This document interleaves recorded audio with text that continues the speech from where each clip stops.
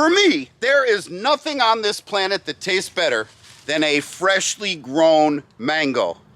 But only if that mango is picked at the right time. Mango trees ain't like your dishwasher. They don't have a little bell that goes ding when these guys are ready to pick.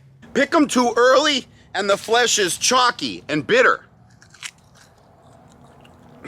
If you wait too long, the squirrels will get them. The birds will get them. They'll start to rot right there on the tree. In this video, I will teach you the criteria we use to pick all the mangoes in this grove at exactly the right time. In order for us commercial growers to decide if it's time to pick mangoes, we consider 4 things. First, you need to know the variety of mango you're picking. Second, you need to know which month that variety starts. Third, you need to look at the skin and see if it's starting to blush. And fourth, you need to cut a core sample in the fruit all the way down to the seed and examine its color. Let's start by talking about variety. In this grove, we grow about 20 different types of mango. And those types fall into 3 categories: early, mid, and late. I happen to be standing underneath one of our early varieties called Carrie. These guys we could start picking mid to late May. Some of our other early varieties include Hayden, Tommy Atkins, Van Dyke, and Zill. Our early varieties take us through late June. Then when July hits, it's time to start with the mid-season varieties like this one right here, the Valencia Pride. In addition to Valencia Pride, our mid-season varieties include the Glen, the Kent, the beautiful Nam Doc Mai, and this guy here, the little known Nam Doc Min. And our mid-seasons will run us roughly the month of July and the first half, maybe the first 3 weeks of August. After we finish the mid-seasons, we move into the late-season varieties, which include one of my favorites, the Kit. I love this beautiful kidney-shaped late-season mango. Other late-season varieties include the Brooks Late, these beautiful Palmers you see right here, and the 5-pound Ford variety that I grow in a different grove. The late varieties get us through the month of September, then we're done with mangoes and my depression kicks in.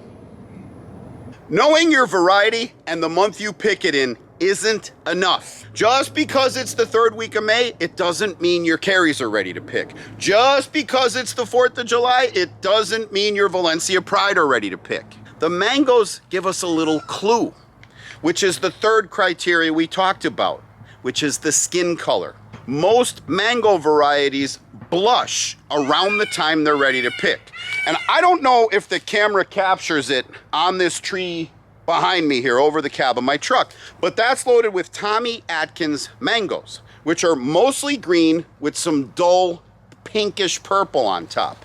When that pinkish purple starts to blush, when it starts to almost give off its own light, that's when I know that there might be a few fruit on that tree ready to pick.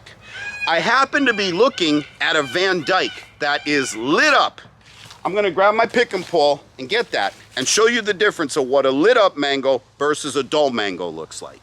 If you were here with me, you'd see it, but this guy here, he's lit up, he's flushed, he's actually kind of glowing, where this one here in my hand is a little bit dull. Again, I don't know if you could see the difference, but they both have kind of their green and they're both starting to blush because it's getting to be season, but this little bitty Van Dyke is ahead of this guy. Even though it's bigger, this one is more likely to be ready to pick than this one here. And that takes us to criteria 4. Let's cut a little core out of this guy and see what the flesh on the inside looks like. So I just take the fruit, I go all the way down till I hit the seed, and I just kind of make a cone-shaped cut, come around like this, and then I'm just gonna go down and dig around the seed, and I'm just gonna take the flesh out of there and take a look, and I wanna see a nice yellow color. I don't see that color yet. By way of contrast, here's a Van Dyke from another tree in the other side of the grove, and I could already smell that this guy's different. Oh yeah, and this guy's ready to go. Yep, I could just feel the difference the way the knife is going through it, and I hope the camera captures this, but This guy's ready to pick. I hope you could see the relatively brighter yellow color of the flesh than this one here that's white. This guy and his brothers and sisters on that tree aren't quite ready to go yet. But on that tree over there, this one and others that are also blushing like he is, look at the core is nice and yellow. That means I could pick a batch of these, and in about 7 days, they will be perfectly ripened at room temperature on someone's kitchen counter, hopefully mine. Now, let's talk about the exceptions to these rules. And maybe I don't have to deal with this because I know people are already down in the comments telling me that you can pick mangoes early and eat them green. And yes, you can, but that's not something that appeals to everyone. But yes, you could wait till your mangoes fatten up a little bit and pick them in the month of late March, pick them in the month of April, and eat them like a little bit on the bitter tart side if you want to. In addition, there are other varieties that people will say taste better if you let them fully ripen on the tree. Now, my experience and most other people's experience with most varieties is if you could pick it and eat it right off the tree right then and there, it's beyond its max sweetness. But there are some varieties that certain growers will tell you they would rather ripen on the tree. Like I have a person, she grows an Edward in her backyard. She picks just about everything else using this methodology, but she waits till her Edwards are soft to the touch and you could eat them right off the tree. If you're careful about what's on the ground around your trees, make sure there's no harmful chemicals that you might have sprayed. Make sure you don't have a raccoon or a cat or something that's down there pooping. And make sure you're out there checking several times a day. Yeah, if you want to just let your mangoes fall and collect them and eat them that way, and that's a perfectly valid way to harvest your mangoes, but from my experience, if they've been sitting on the tree long enough that they fall off, they're well past their peak sweetness. What did we learn today? We learned that much like Goldilocks, it is best to pick our mangoes when they are just right. We don't want to pick them too early. We don't want to pick them too late. In order to know when they are just right, we need to know the variety of mango we're growing. We need to know the month that variety picks in. We need to look at the skin and see when it blushes. And then just to be sure, we take a core sample and make sure the flesh is yellow, not white. And for all of us, that is really good news because it means mangoes have shelf life. And if a fruit has shelf life, that means I can pick it and ship it to you.